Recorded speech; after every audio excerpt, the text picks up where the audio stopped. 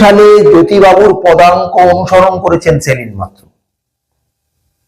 সেই সময় জ্যোতিবাবু এবং সিপিএম ঘোষণা করেছিল যে বফর্স কেলেঙ্কারির নায়ক কংগ্রেসের হাত থেকে দেশকে বাঁচাতে হবে, এবং এই বাঁচানোর জন্য তারা বিজেপির সাথে তলে তলে গাঁট ছড়া বেঁধেছিল।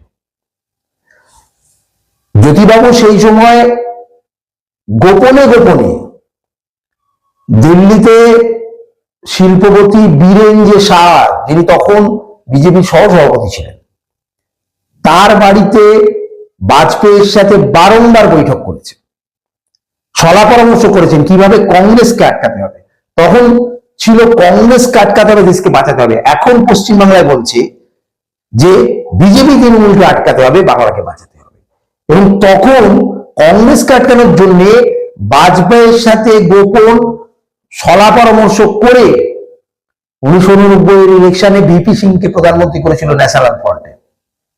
ঠিক এখন যেমন কংগ্রেসকে সঙ্গে নিয়ে বলছে বিজেপিকে ঠেকাতে হবে। তো সিপিএম সেই সময় বারবার নৈশভোজ করত, এবং জ্যোতিবাবুর ভয় ছিল, সিপিএম পার্টির ভয় ছিল যে এই খবর যেন লিক না হয়। এগুলো বলতেন যে সংবাদ মাধ্যমে যেন প্রকাশ না পায়, বিজেপি নেতাদের অনুরোধ করতেন। কিন্তু হাটে হাঁড়ি ভেঙে দিয়েছেন এলকে আদবানি।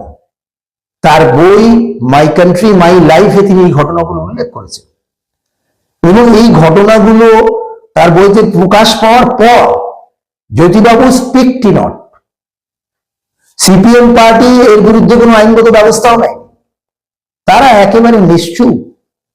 কারণ এটা ওপেন সিক্রেট ছিল যে ন্যাশনাল ফ্রন্টের ভিপি সিংকে বাইরে থেকে সমর্থন দিয়ে গাঁট ছড়া দিতে বিজেপি এবং সিপিএম সরকার এনেছিল।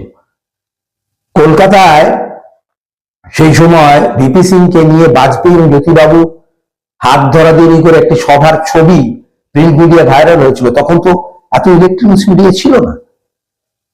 সুতরাং জ্যোতিবাবু গোপনে গোপনে বাজপেয়ীর সাথে দেখা করে আজকে সেলিম কি পদাঙ্ক অনুসরণ করছে, তিনি তো কোনো অন্যায় করেন। এটাই তো সিপিএম এর নীতি।